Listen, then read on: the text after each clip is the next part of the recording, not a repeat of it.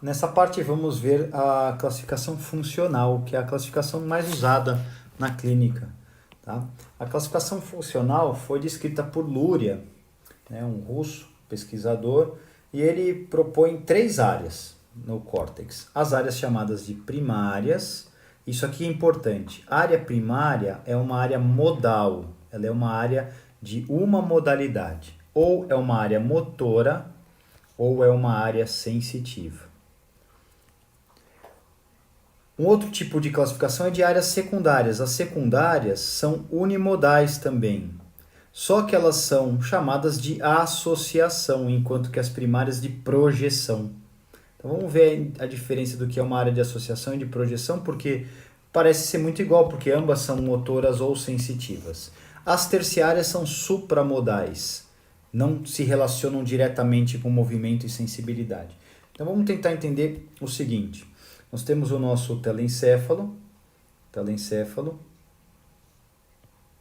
e quando um órgão capta uma informação, por exemplo, imagine um estímulo de dor aplicado à pele. Essa informação vai caminhar por neurônios e ela vai chegar até um lugar específico no meu cérebro.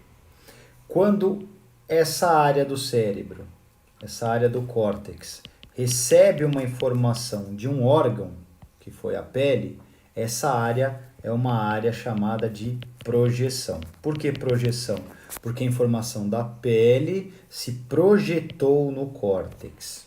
Então vamos imaginar que o olho está recebendo estímulo visual.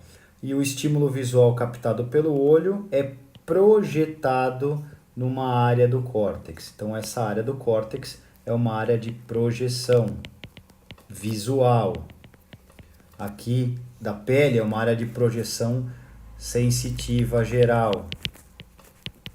Então são áreas primárias. Projeções são áreas primárias. Nós falamos área visual primária, área somestésica primária, soma, corpo, estésio, sensibilidade. O que a orelha escuta projeta nessa região do cérebro. Então aqui é uma área auditiva primária, da orelha para o cérebro. Então é uma projeção. Veio de um órgão em direção ao córtex. É uma projeção. Mas eu também tenho projeções motoras. Por exemplo, quando neurônios de uma área do meu córtex mandam a informação para a medula. Então aqui a medula é um outro órgão, não é córtex mais. Então eu estou projetando do córtex para a medula. Então nós falamos que é uma área motora primária. Por que primária? Porque primária são sempre áreas de projeção. Significa que do órgão para o córtex é projeção, mas do córtex para o órgão também é projeção, porque eu estou projetando as informações. Agora, imagina que uma informação visual chegou na área primária e eu preciso entender aquilo que foi visto. Eu preciso reconhecer a forma, eu preciso reconhecer a cor, eu preciso reconhecer o tamanho, eu preciso reconhecer a posição que ele está, se está perto ou distante. Então, essa informação do córtex primário vai se comunicar com áreas sensitivas, só que essas áreas sensitivas são chamadas de secundárias, onde uma área secundária é uma área onde o córtex se comunica com o próprio córtex. Então, sai de uma área cortical e vai para outra área cortical, é secundário. Se for sensitivo ou motor, secundário. Tá? Então, eu tenho uma área que planeja o movimento. Eu planejo o movimento e mando essa informação para a área primária que executa a ordem de movimento. Então, eu comuniquei esse ponto córtex com esse outro ponto córtex. Então, córtex com córtex, área secundária.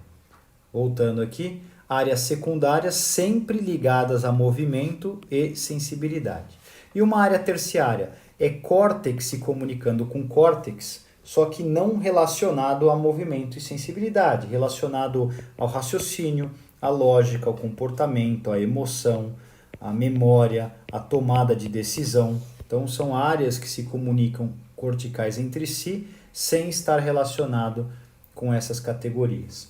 Então, costumamos dizer assim, que a área secundária sensitiva é uma área de interpretação da sensibilidade, enquanto que uma área primária é a área que recebe a sensibilidade.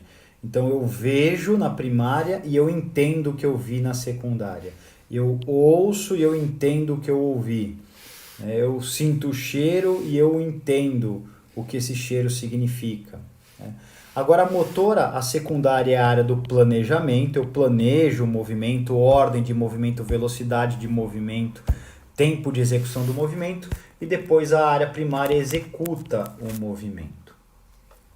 E as terciárias estão relacionadas com outras atividades. No próximo vídeo eu vou falar sobre as principais áreas primárias, secundárias e terciárias.